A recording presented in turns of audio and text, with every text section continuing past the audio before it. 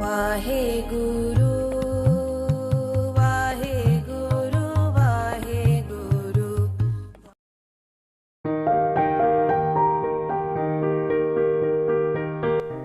पंजाब के किरतपुर शहर में बाला प्रीतम नामक एक अद्भुत बालक का जन्म हुआ, जो आगे चलकर सिखों का 8वां गुरु कहलाया।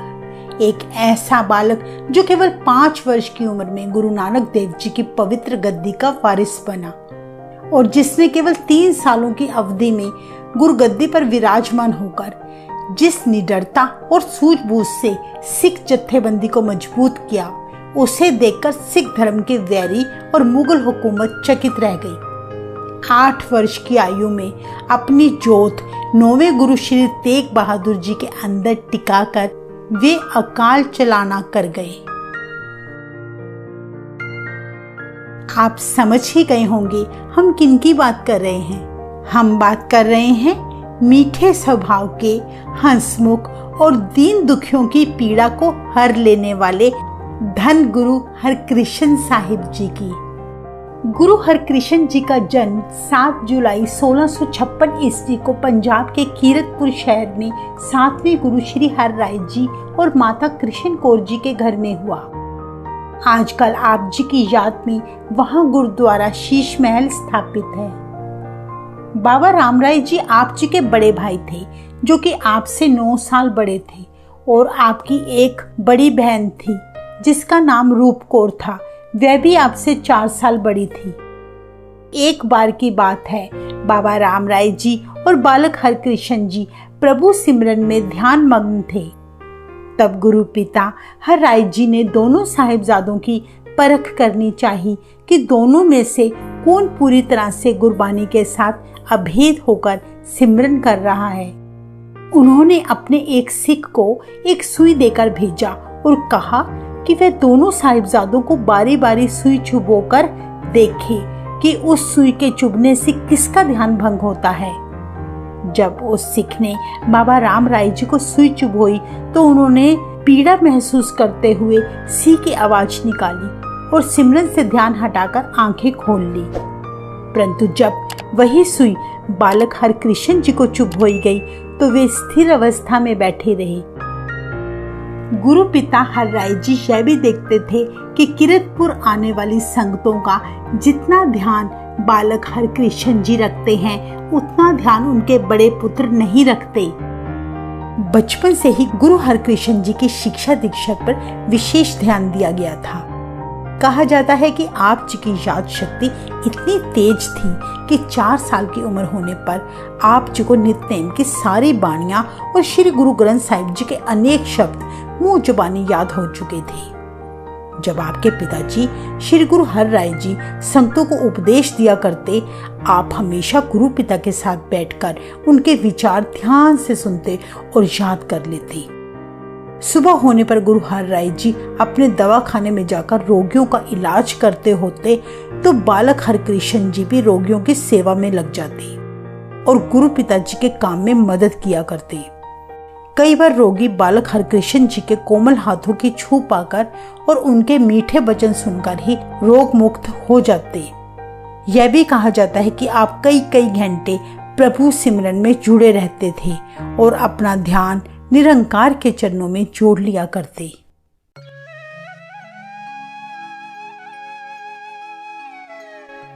कहा जाता है कि उन दिनों मुगल राजा औरंगजेब का शासन था। वह मुगल राजा कानों का बहुत कच्चा था। चापलूसों और चुगलखोरों की हर बात को बिना सोचे समझे मान लिया करता और उसे तुरंत लागू कर देता। ऐसी ही खबर उसे हर राय जी के बारे में मिली कि लाखों की तादाद में संगतें गुरु जी के साथ जुड़ती जा रही हैं। उनकी इतनी महानता सुनकर उसने अपने सेवकों को किरतपुर भेजकर गुरु हर राय जी को दिल्ली आने का निमंत्रण दिया।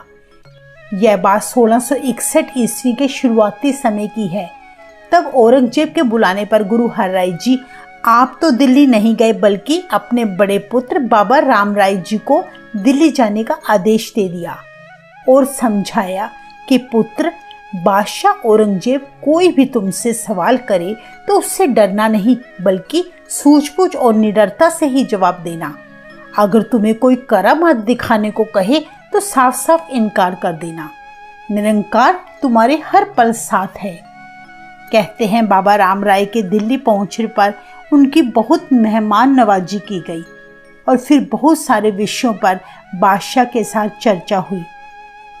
राम राय बहुत समझदार होने के बावजूद भी औरंगजेब की बातों में आ गए और बादशाह को खुश करने के लिए सब कुछ करने लगे, जो कि गुरु पिता हर राय जी ने करने से मना किया था।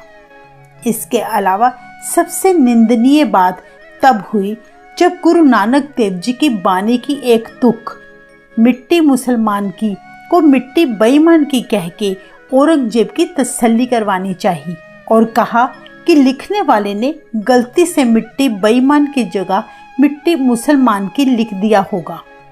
कहते हैं जब अंतर्यामी गुरु पिता हर राय जी को पता चला कि केवल बादशाह को खुश करने के लिए उनके साहिबजादे राम राय ने गुरु नानक देव जी की बानी की तुक को बदलने का जरा सा भी संकोच नहीं किया, तब उन्होंने एक बड़ा निर्णय लिया कि जो इंसान झूठी प्राप्ति और लालच के लिए अपने सिद्धांतों, मूल्यों और निरंकार से आई बानी को तोड़ मरोड़ के पेश कर सकता है, वो गुरु नानक देव जी की गद्दी का अधिकारी कैसे बन सकता है।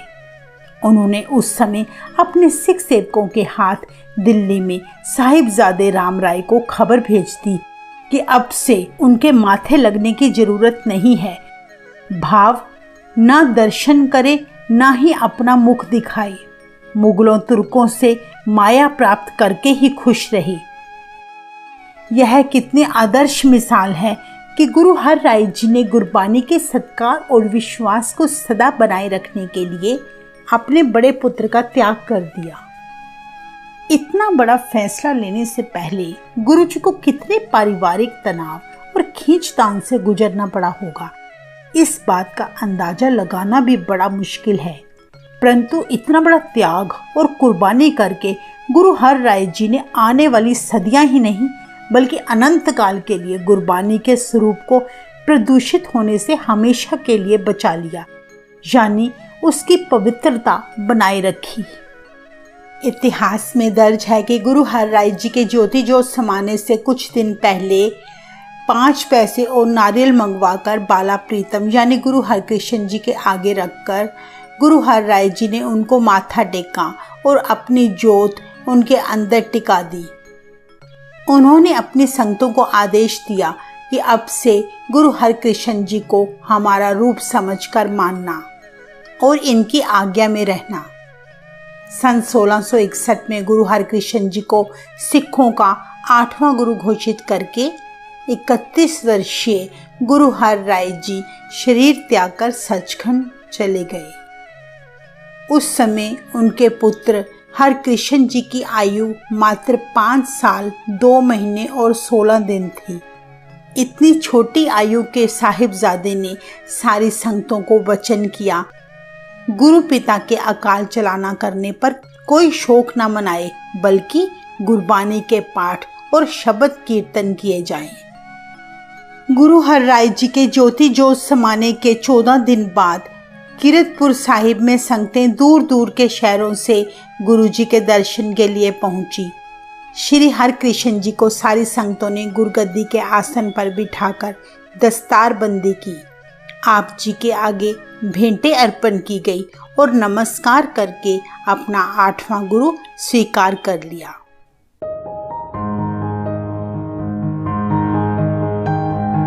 कहा जाता है कि गुरु हरकृष्ण साहिब जी हर रोज सवेरे अमृत समय उठकर स्नान किया करते, नित नेम का पाठ करके सिमरन में लीन हो जाते, फिर गुरु दरबार पहुंचकर संतों को दर्शन देते।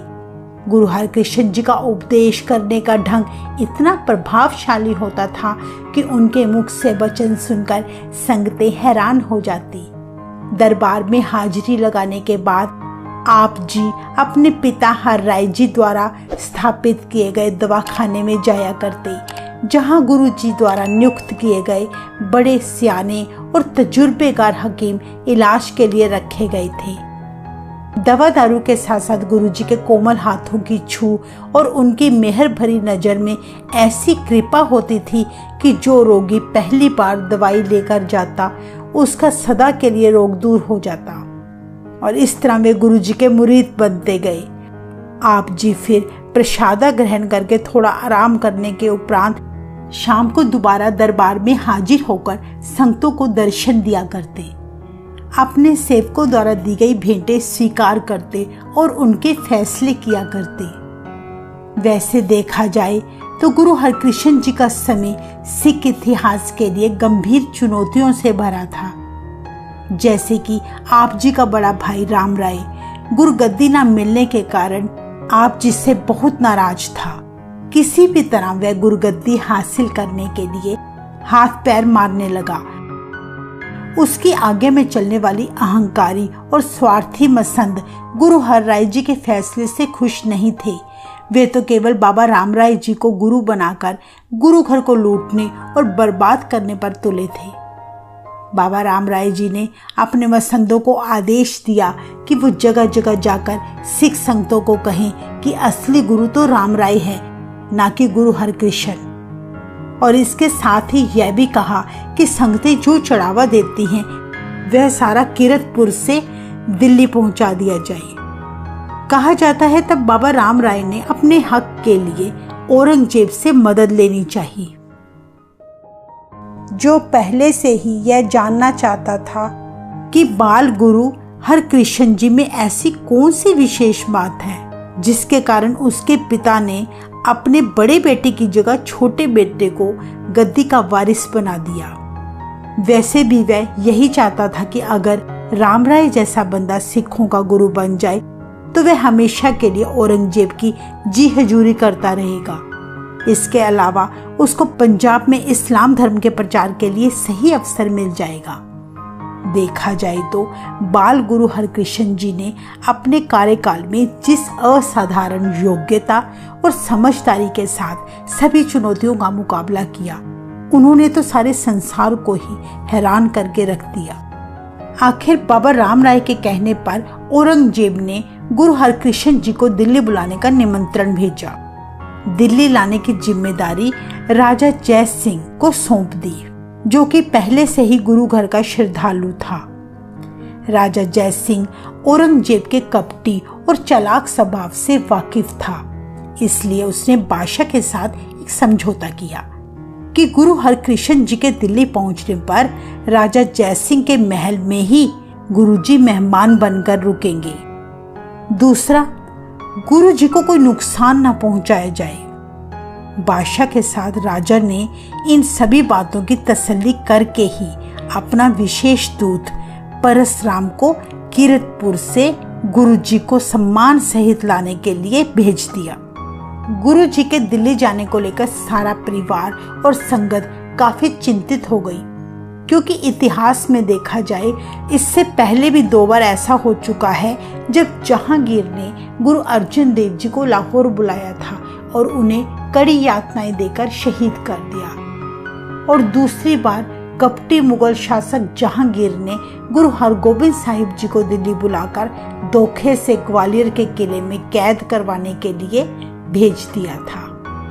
परंतु गुरु हरकृष्ण जी ने अपने परिवार को बड़ी निडरता और हौसले के साथ अपना फैसला सुनाया कि वे दिल्ली जरूर जाएंगे, क्योंकि निरंकार उनके अंग संग सहाय है, इसलिए डरने की आवश्यकता नहीं है।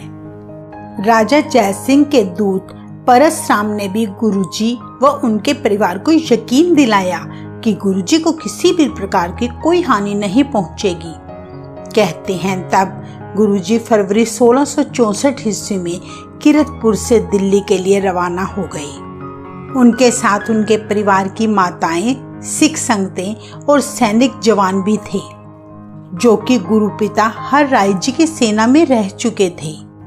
किरतपुर से चलकर आप जी दयालपुर अपनी बहन रूप कौर जी से भी मिले। अंतर्यामी गुरु हरकृष्ण जी जानते थे कि यह सफर उनके जीवन का आखिरी सफर है। बहन रूप कौर भी काफी मायूस थी। तब दिल्ली जाते समय आप जी अंबाला से आगे एक गांव पंजोखरे में ठहरे। वहां पहुंचकर आप जी ने एक लकीर खींच दी और संगतों को आदेश दिया कि कुछ संगतों को छोड़ के बाकी सारे अपने घरों को लौट जाएं। वे इतनी बड़ी संख्या में संगतों को दिल्ली ले जाकर बादशाह के मन में कोई शंका पैदा नहीं करना चाहते थे। कहते हैं तब गुरुजी के साथ एक विशेष घटना घटी। लोगों को आप जी की छोटी उम्र देखकर शंका हुई कि आप जी के पास कौन सा रब्बी ज्ञान है जिस कारण आप गुरु पदवी के लिए चुने गए। उस गांव में लालचंद नाम का एक पंडित था जो अनेक धर्म ग्रंथों का ज्ञाता और संस्कृत का एक बड़ा विद्वान था। उसने गुरुजी को चुनौती दे डाली कि श्री कृष्ण जी ने तो गीता उच्चारण की थी, आप जी का नाम भी हरकृष्ण है, तो आप गीता के कुछ श्लोकों के अर्थ ही करके दिखा दो। इतना सुनकर गुरु हरकृष्ण जी कहने लगे, यह कौन सी बड़ी बात है, इसके लिए तो हमारी संगत में से किसी भी व्यक्ति को आगे ले आओ, गीता का सार तो आपको वह भी सुना देगा। पंडित ने गुरु जी की इस बात को परखने के लिए झज्जू झीवर जो गूंगा और बहरा था उसको अपने गांव से ढूंढकर गुरु जी के आगे पेश कर दिया। तब गुरु जी ने अपनी कृपा का हाथ और अपनी छड़ी उस झीवर के सिर पर रखते हुए कहा, इस पंडित के मन में कुछ शंका है, इनको गीता के श्लोकों के अर्थ करके इनके मन की दुविधा दूर कर दो। कहते हैं जैसे ही गुरु जी की मेहर भरी नजर झीवर पर पड़ी, वह गूंगा बहरा झज्जू झीवर धर्म चर्चा और ज्ञान की बातें करने लग पड़ा जैसे वह बहुत बड़ा विद्वान हो। जब उसने बहुत कठिन श्लोकों के अर्थ करके सुनाए तो पंडित लालचंद हैरान ही रह गया और अहंकार से भरे सिर को गुरु चरणों में झुका दिया। तब गुरु जी ने पंडित और झज्जू झीवर को उस इलाके में सिक्खी का प्रचारक नियुक्त कर दिया। पंजोखरे के जिस स्थान में गुरुजी ठहरे थे वहां आजकल बहुत ही सुंदर श्री पंजोखरा साहिब गुरुद्वारा स्थापित है जो कि अंबाले के पास ही है। कहते हैं गुरुजी ने उस स्थान पर संगतों को तब वचन किया था कि जो मनुष्य यहाँ स्नान करके सच्चे मन से गुरु चरणों में शीश झुकाएगा उसकी हर इच्छा तो पूरी होगी ही, और अगर कोई गूंगा बहरा है वह भी ठीक हो जाएगा। गुरु जी के प्रकाश उत्सव पर हर साल वहां भारी जोड़ मेला लगता है। जब पंजोखरे से गुरु जी दिल्ली की ओर निकले तब उनके साथ माता कृष्ण कौर जी, भाई दरगाहमल, भाई दयालदास और भाई गुरुदत्ता जी से लेकर कुछ खास सिख शामिल थे। गुरु जी फिर कुरुक्षेत्र, पानीपत, सोनीपत, करनाल आदि स्थानों पर ठहरते और सिक्खी का प्रचार करते हुए एक हफ्ते तक वे दिल्ली राजा जयसिंह के महल जा पहुंचे। तब राजा ने गुरु जी का अतिथि सत्कार किया। गुरु जी को चांदी के थाल में बेशकीमती सौगातें भेंट की, जिसको गुरु जी ने उसी पल गरीब और जरूरतमंदों में बांट दिया। आप जी की छोटी आयु देखकर जिस प्रकार दूसरों के मन में शंका पैदा हुई, उसी प्रकार राजा जयसिंह की रानी के मन में भी यही विचार आया कि गुरु जी की परख करनी चाहिए। इतिहास में दर्ज है तब रानी दासियों का वेश धारण करके दूसरी दासियों के बीच जा बैठी और मन में निश्चय कर लिया कि अगर गुरु हरकृष्ण जी सच्चे गुरु हैं तो वे रानी को पहचानकर उसकी गोद में बैठ जाएंगी। अंतर्यामी गुरु जी जब रानी के महल में दाखिल हुए तब सारी दासियां आप जी के चरणों पर माथा टेककर बैठ गई। गुरु जी ने अपने हाथ में पकड़ी छड़ी बारी बारी से हर दासी के सिर पर रखकर कहा, यह भी रानी नहीं, यह भी रानी नहीं। परंतु जब रानी की बारी आई तो उन्होंने सिर पर छड़ी रखते ही कहा, ये रानी है, और रानी की गोद में जाकर बैठ गई। उस समय रानी को कैसा अद्भुत सुख का अनुभव हुआ होगा जिसकी गोद में आप स्वयं निरंकार रूप श्री हरकृष्ण जी आ बैठे हों। इसके अलावा तब गुरुजी के दिल्ली पहुंचने की खबर राजा जयसिंह ने औरंगजेब को पहुंचा दी। कहते हैं तब औरंगजेब ने अपने शहजादे आजम को राजा जयसिंह के महल गुरुजी के दर्शनों के लिए भेजा। शहजादे ने बादशाह औरंगजेब की ओर से गुरुजी को भेंटें अर्पण करके माथा टेका और प्रार्थना की, हे गुरु महाराज, बादशाह आप जी के दर्शन करना चाहता है। गुरुजी ने कहा, हमारा प्रण है कि हम किसी बादशाह के माथे नहीं लगेंगे।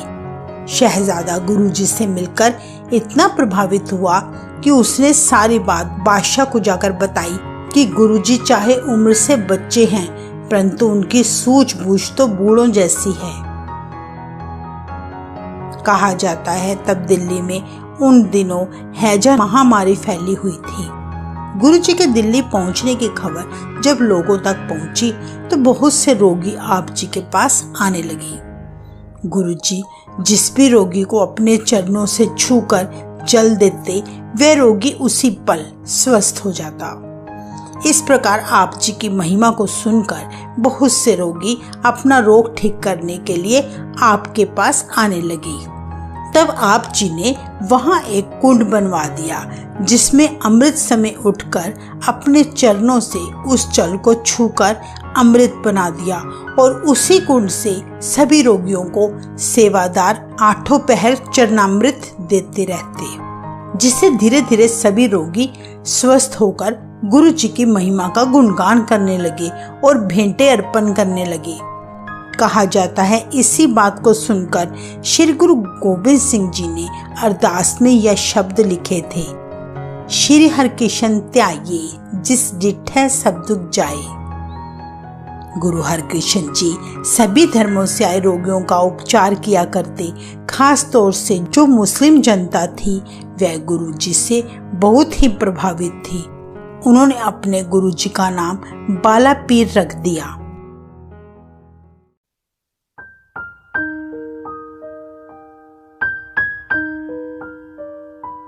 रोगियों की नित्य प्रतिदिन सेवा करते हुए गुरुजी एक दिन बहुत बीमार हो गए। उन्हें तेज बुखार हो गया जिससे माता जी को बहुत चिंता हुई। कहते हैं बुखार के दूसरे ही दिन गुरुजी को चेचक हो गई थी। जब 1-2 दिन इलाज करने से आपकी बीमारी ठीक नहीं हुई तब आप जी राजा जयसिंह के महल को छोड़कर यमुना नदी के किनारे अपना तंबू लगाकर रहने लगे ताकि किसी तरह की परेशानी राजा जयसिंह को ना झेलनी पड़े। आपने यमुना नदी के किनारे 2 दिन और 2 रातें अत्यंत कष्ट झेला जिससे आप जी की सेहत ज्यादा नाजुक हो गई। उस समय आपकी माता जी ने बड़े दुखी मन से कहा, पुत्र तुम गुरु नानक देव जी की गद्दी पर विराजमान हो, तुम ही तो संसार के सारे कष्टों व दुखों को दूर करने वाले हो। तुम्हारी दृष्टि पड़ते ही दुखियों के दुख दूर हो जाते हैं, तो फिर तुम बीमार क्यों पड़ गए? गुरु हरकृष्ण जी ने बड़ी सहजता और विनम्रता से जवाब दिया, हे माता, जिस निरंकार ने ये नश्वर शरीर दिया है उस शरीर को रोगों से ग्रसित तो होना ही पड़ता है। सुख और दुख दोनों ही जीवन के अंग हैं। श्री गुरु नानक देव जी ने भी यही संदेश दिया है कि ईश्वर जो भी करता है सब उसके हुक्म में ही होता है। इसलिए हम सबको एक निरंकार की आज्ञा में ही रहना चाहिए। इतना सुनकर माता जी और सारी गुरु संगत उदास हो गई। तब संगत ने गुरु जी से प्रार्थना करते हुए पूछा, हे महाराज, आप जी हमें किसके जिम्मे लगाकर जा रहे हो? इस गद्दी का वारिस कौन होगा? संगत की बाह किसे पकड़ा कर जाओगे? तब गुरु जी ने अपने मसंद भाई गुरबख्श जी से 5 पैसे और एक नारियल मंगवाकर माथा टेकते हुए कहा, बाबा बसे जे ग्राम बकाले, बन गुर संगत सकल समाले। गुरु जी के अंतिम वचनों को सुनकर सारी संगतों की आंखों से आंसू थम ही नहीं रहे थे। उन्हें समझते देर न लगी कि यह गुरु जी के आखिरी दर्शन दीदारे हैं। इसके अलावा उन्हें अपने प्रश्न का उत्तर भी मिल गया कि सिखों के 9वें गुरु गांव बकाले में रहते हैं। कुछ ही पल में गुरुजी अपना शरीर त्याग कर सचखंड चले गए।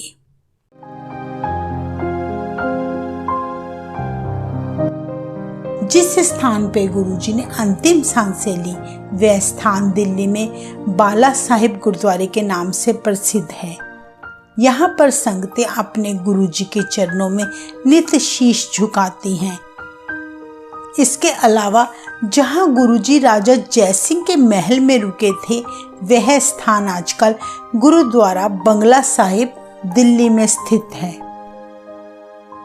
श्री गुरु हरकृष्ण जी अद्भुत शक्तियों के मालिक थे, जिनके कारण वे सिक्खी को ऊंचाइयों तक ले गए, जिनके दर्शन मात्र से ही दुखियों के दुख दूर हो जाते। धन्य हैं गुरु हरकृष्ण जी, जो रहती दुनिया तक सबके दिलों पर राज करते रहेंगे। ईश्वर हमें शक्ति दे कि हम अपने सच्चे गुरुओं के दिखाए हुए रास्ते पर चलकर अपना जीवन ऊंचा और पवित्र बनाएं। वाहेगुरु जी का खालसा, वाहेगुरु जी की फतेह।